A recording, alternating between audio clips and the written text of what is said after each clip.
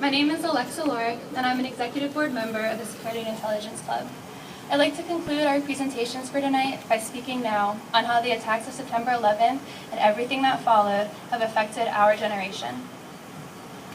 The entire country experienced 9/11 together, and we all were changed by it.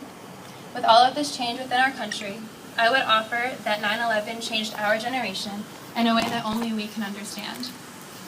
Our generation, those of us who are old enough to remember the attacks, but not quite mature enough to understand, we are the ones whose innocence was directly attacked by terrorists. For most all of us, this was the first tragedy we have ever experienced.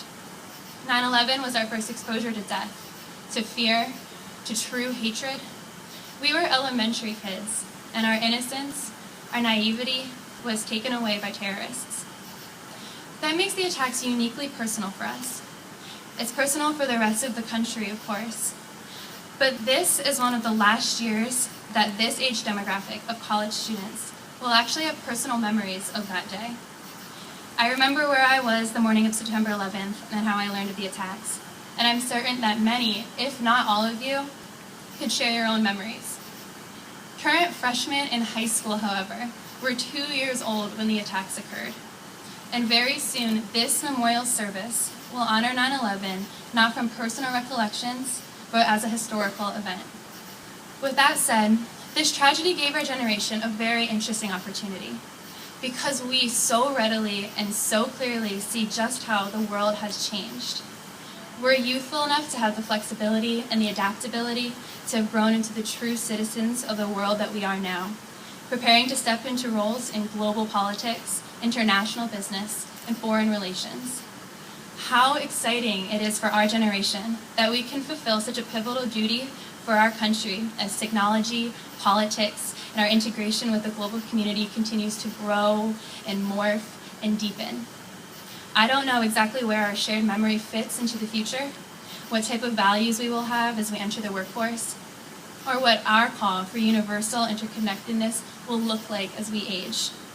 But as our generation answers these questions together, I believe that the spirit of unity and the patriotism and the Americanism that the country experienced after the attacks were so embedded in us as children that we will be moved in the right direction.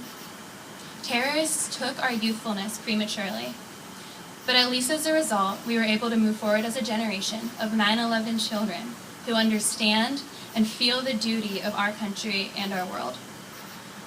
Tonight we have reflected on the aftermath of 9/11 and what it means for our country, our global community, and for our generation moving forward. What we have yet to do, however, is to stop and truly commemorate the heroic first responders and pay respects to the victims in New York City, our nation's capital, and Pennsylvania.